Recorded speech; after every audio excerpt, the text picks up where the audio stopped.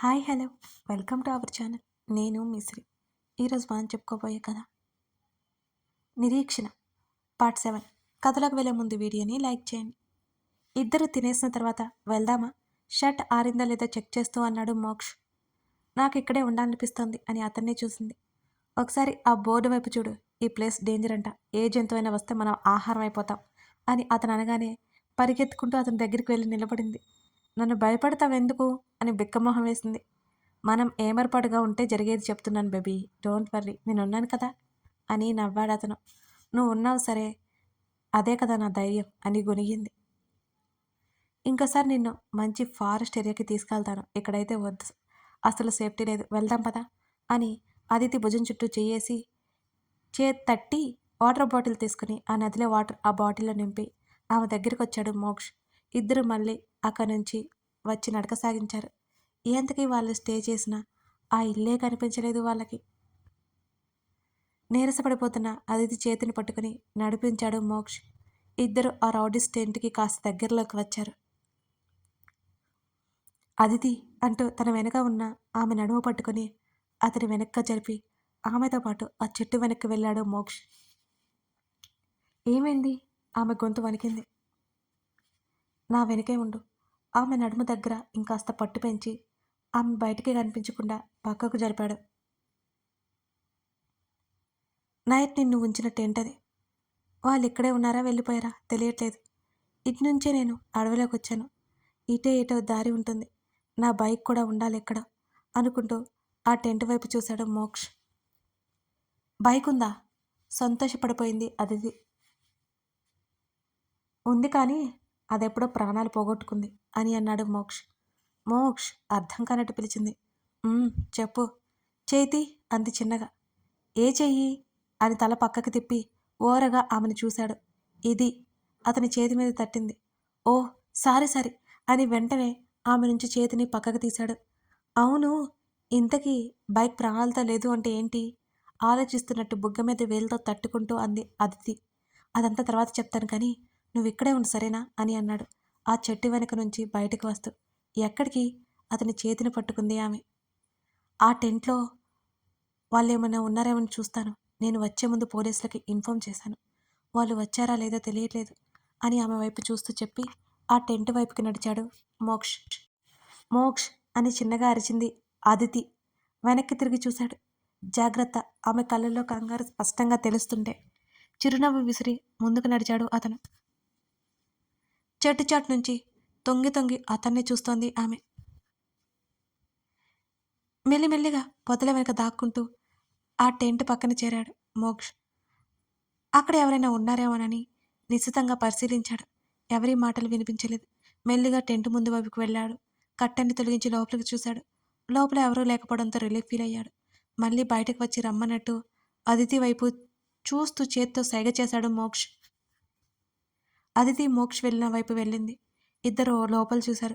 వాళ్ళు ఉపయోగపడే వస్తువు ఏదీ లేదు. మళ్ళీ బయటకు వచ్చారు. మోక్ష్ ఇప్పుడేం చేద్దాం అని అడిగింది అదితి. నేను ఇక్కడ వరకు ఎలా వచ్చానో నాకే గుర్తులేదు. ఇటువైపుకు వచ్చాను, చూద్దాంరా. అక్కడి నుంచి మరి కాస్త ముందుకు నడిచాడు. మోక్ష్ అని అరిచింది అదితి. ఏంటి? కంగారు పడిపోయాడు అతను. ఇటు చూడు అంటూ ఒకవైపు చేతిని చూపించింది. అటు చూసిన మోక్ష్ షాక్ అయ్యాడు. ఏంటది అని అడిగింది అదితి. ఇక్కడ ఉన్న బండ మీద దిగులుగా కూర్చున్నాడు మోక్ష్. ఏమైంది? అతని పక్క నిలబడి అతని భుజం మీద చేతిని వేస్తూ అడిగింది ఆమె. నా ఫేవరెట్ స్పోర్ట్స్ బైక్ మంటల్లో ఆహుతైపోయింది అంటూ దీర్ఘంగా నిట్టూర్చాడు మోక్ష్. ఏంటి? షాక్ అయిపోయింది అదితి. అవును, నైట్ ఏం జరిగిందంటే అంటూ మొత్తం చెప్పాడు. తన కోసం అతనికి ఇష్టమైన బైక్ పోగొట్టుకున్నాడు మోక్ష్. తన వల్ల ఇదంతా అనిపించింది ఆమెకి. సారీ మోక్ష్ దీని నిన్న గొంతుతో అంది అదితి. తన భుజం మీద ఉన్న అదితి చేతి మీద చెయ్యేసి ఇట్స్ ఓకే, బైక్కి ఇన్సూరెన్స్ ఉందిలే అని నవ్వాడు మోక్ష్. అయితే ఏంటి? నీకు ఇష్టమైంది కదా, ఇన్సూరెన్స్ ఉంటే మరొకటి వస్తుంది, అది రాదు కదా. ఆమె తలదించుకుంది. నువ్వింత సెంటి అనుకోలేదు.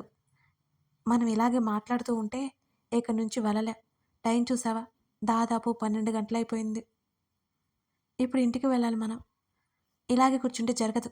పద అంటూ పైకి లేచి నడవడం మొదలుపెట్టాడు మోక్ష్. నైట్ బైక్ మీద రావడం వల్ల ఏమీ తెలియడం లేదు కానీ ఇప్పుడు వాచిపోతుంది అని బిక్కమొహం వేసిన మోక్షని చూసి ఆమెకి నవ్వు ఆగలేదు. ఆమె నవ్వుని అబ్బురంగా చూసుకుంటూ అలిగినట్టు ముఖం పెట్టాడు మోక్ష్. అతని బుగ్గలాగి సో క్యూట్ అని నవ్వుతూ అంది అదితి. నిజంగా అని ఆమె కళ్ళలోకి చూస్తూ అతను అడగగానే టక్కున చేతిని వెనక్కి తీసుకుని ఇబ్బందిగా ముఖం పెట్టుకుంది. కాసేపటికి ఏదో వెహికల్ శబ్దం రాగానే అదితి చేతిని పట్టుకుని పక్కన ఉన్న పొదల వెనక దాక్కున్నాడు మోక్ష్. అదితికి చాలా భయం వేసింది. ఎవరు వచ్చారో ఏంటో అని. కూల్ అని ఆమె వెన్ను నిమిరాడు అతను. భయంతో అతని గుండెల్లో ఒదిగిపోయింది. అవన్నీ పట్టించుకునే స్థితిలో లేడు మోక్ష్. పొదల నుండి చూశాడు ఎవరో వచ్చారని. పోలీసులు కారు కనిపించగానే ఊపిరి పీల్చుకున్నాడు మోక్ష్. తనలో ఒదిగిపోయిన ఆమెను చూసుకొని నవ్వుకొని అదితి రా అంటూ ఆమెతో పాటు అతను పైకి లేచాడు. పోలీసులు కనపడగానే ఆమె ఊపిరి పీల్చుకుంది. సార్ వెనుక నుంచి వాళ్ళని పిలిచాడు మోక్ష్. వాళ్ళు వెనక్కి తిరిగి చూసి ఆతృతగా వీళ్ళ దగ్గరికి వచ్చారు. మేడం మీకేం కాలేదు కదా? అదితి వైపు చూస్తూ అడిగారు. లేదన్నట్టు తల ఊపింది. థ్యాంక్ యూ వెరీ మచ్ అంటూ మోక్షకి షేక్ హ్యాండ్ ఇచ్చాడు పోలీస్ ఆఫీసర్. ఇద్దరు ఆ కారులోనే అడవి నుండి బయటకు వచ్చారు. అడవి నుండి బయటికి రావడానికి కారులో వస్తుంటే అరగంట పట్టింది. ఇద్దరు ముఖముఖాలు చూసుకుని కళ్ళు చిన్నగా చేసుకుని నవ్వుకున్నారు. సిటీలోకి వెళ్ళేసరికి మరో 2 గంటల సమయం పట్టింది. సిటీ మధ్యలో విశ్వనాథ్ ఉన్నాడు. ఆయన చూడగానే పరిగెత్తుకుంటూ వెళ్ళి హత్తుకుని ఏడ్చేసింది అదితి. మోక్ష్ కారు దిగి ఒళ్ళు విరుచుకొని వాళ్ళ దగ్గరికి వెళ్ళాడు. తాతయ్య తను మోక్ష్ అని పరిచయం చేసింది అదితి. మోక్ష్ వైపు చూసి కృతజ్ఞతగా నవ్వాడు విశ్వనాథ్. తాతయ్య ఈరోజు తను లేకపోతే నేను ప్రాణాలతో ఉండేదాన్ని కాదు అని విశ్వనాథ్ చేతిని పట్టుకుని కన్నీళ్ళ చెప్పింది అదితి. మనవరాలు తన్ని గుండెకి హత్తుకుని ఏంట్రా మాటలు అని వారించాడు విశ్వనాథ్. నాకు ఫోన్ చేసి మాట్లాడింది నువ్వే కదా బాబు అని అడగగానే చిరునవ్వుతో తల ఊపాడు మోక్ష్. నీకు ఎలా కృతజ్ఞతలు చెప్పాలో నాకు తెలియడం లేదు అని అంటున్న విశ్వనాథ్ మాటలకి ఇట్స్ ఓకే సార్, పెద్దవారిని అలాంటి మాటలు వినకూడదు. ఇక నేను ఇంటికి వెళ్ళిపోతాను అని అన్నాడు మోక్ష్. నువ్వు కూడా నాతో పాటురా అని అనాలనుకుని ఆగిపోయింది అదితి. చిరునవ్వుతో అతన్ని చూస్తున్నా ఆమె ముఖంలో నవ్వుపోయింది. పాకెట్లో తడిచిపోయిన స్విచ్ ఆఫ్ అయిపోయిన ఫోన్ బయటకు తీసి అది పనిచేయక అలాగే నడుచుకుంటూ కాఫీ షాప్లోకి వెళ్ళిపోయి అక్కడ అడిగి ఫోన్ తీసుకుని విలియమ్స్కి కాల్ చేశాడు మోక్ష్. అతను వెళ్ళే వరకు అలాగే చూస్తూ వాళ్ళ తాతయ్య పిలవడంతో ఆయన కారులో కూర్చుంది అదితి. నేరుగా ఇంటికి బయలుదేరారు అదితి వాళ్ళు. వాళ్ళ తాతయ్య భుజం మీద తలవాల్చి కళ్ళు మూసుకుంది ఆమె. అదితి మిస్ అయిన విషయం ఎవరికి తెలియకూడదు. అంతేకాకుండా అదితిని తీసుకుని వెళ్ళిన వాళ్ళు దొరికారు కాబట్టి వాళ్ళ పని పట్టమని పోలీస్ ఆఫీసర్కి పురమాయించాడు విశ్వనాథ్. శకుంతల మనవరాల్ని హత్తుకుని ఆమె ఏడ్చేసింది. శకుంతల ముందు ఆ అమ్మాయి ఫ్రెష్ అయి రానివ్వు, ఎప్పుడు తినదో ఏంటో, భోజనాలు ఏర్పాట్లు చూడు అని విశ్వనాథ్ అన్నాడు. అమ్మాయిని చూడగానే ఏమి గుర్తురాలేదు అని గబగబా కిచెన్ వైపుకి వెళ్ళి పని వాళ్ళకి ఏమేం చేయాలో పురమాయించింది శకుంతల. తాతయ్య నాయనమ్మను చూసి నవ్వుకొని గదిలోకి వెళ్ళిపోయింది అదితి.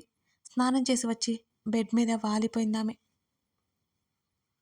కాసేపటి తర్వాత శకుంతల వచ్చి భోజనం పెట్టింది. తినేసి మోక్షకి కాల్ చేయడానికి ఫోన్ కోసం వెతికింది. తన దగ్గర ఫోన్ లేదు. ల్యాండ్ ఫోన్ నుంచి చేయాలనుకున్న ఆమె దగ్గర నెంబర్ లేదు. రోజుకి కాల్ చేసి మోక్ష్ నెంబర్ తీసుకుంది అదితి. కాల్ చేయబోయి ఆగిపోయింది ఆమె. ఇంటికి వచ్చి సోఫాలో వాలాడు మోక్ష్. విలియమ్స్ అతనికి సైగ చేసి వెళ్ళిపోయాడు అక్కడి నుంచి. నాన్న ఎక్కడికి వెళ్ళిపోయావురా అంటూ కంగారుగా కొడుకు పక్కన కూర్చుంది. కొడుకు ముఖాన్ని తడిమింది.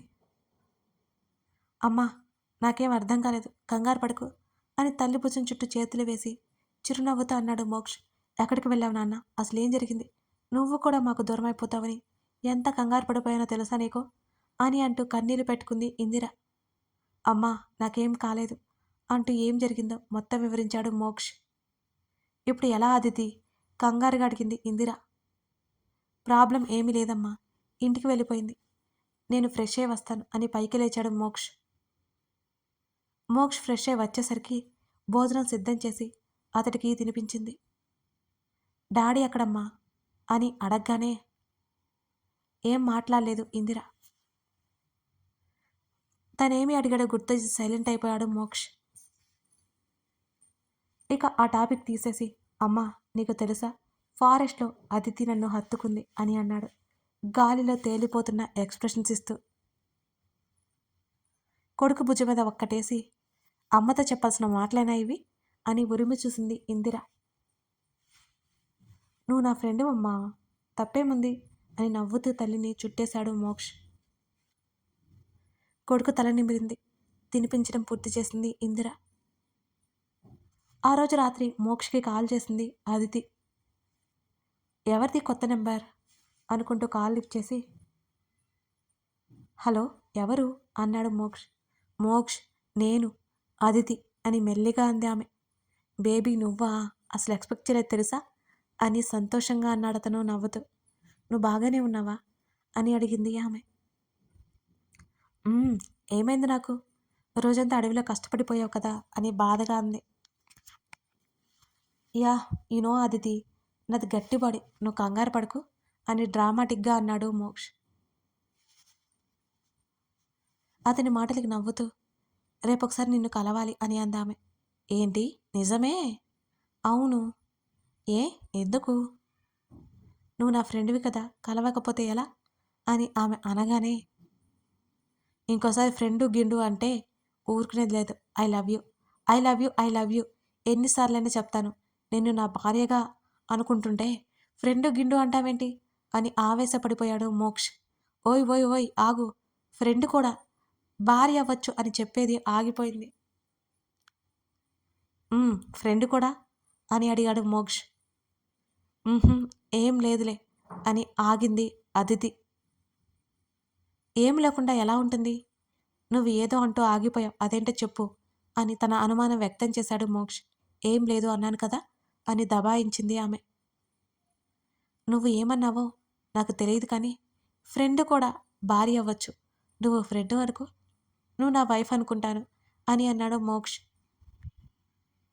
మోక్ష్, నీతో మాట్లాడడం నా వల్ల కాదు, రేపెక్కడైనా కలుద్దాం చెప్పు అని అంటూ అడిగింది అదితి. మా ఇల్లు అడ్రస్ గుర్తుందిగా, వచ్చేయ్ అని అన్నాడు మోక్ష్. అమ్మో, అసలు విషయం మర్చిపోయాను, మా తాతయ్య అసలు బయట పంపేలా లేరు అని ఏదో గుర్తుకొచ్చినట్లుగా టక్కున చెప్పింది అదితి. అదితి, ఇది అన్యాయం, ఆశపెట్టి ఇప్పుడు మా తాతయ్య పంపించరు అంటావా అని అడిగినట్టుగా ముఖం పెట్టి మాట్లాడాడు. మరేం చేయాలి? నేనే వస్తానులే, అడ్రస్ చెప్పు. అస్సలొద్దు, నీ సంగతి నాకు బాగా తెలుసు అని అంది ఆమె. మీ ఇల్లు ఎక్కడ ఉందో కూడా చెప్పవా అని కోపంగా అడిగాడు. చెప్పను. సర్లే బాయ్, కాల్ కట్ చేశాడు మోక్ష్. అదితి హలో హలో అంటున్నా అతను వినిపించుకోలేదు.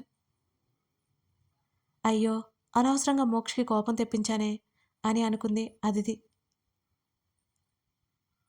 అదితి తల్లి వృద్ధలా కాల్ చేసింది. కథ కొనసాగుతుంది. ఎందుకు ఆమె తల్లి కాల్ చేసి ఉంటుంది?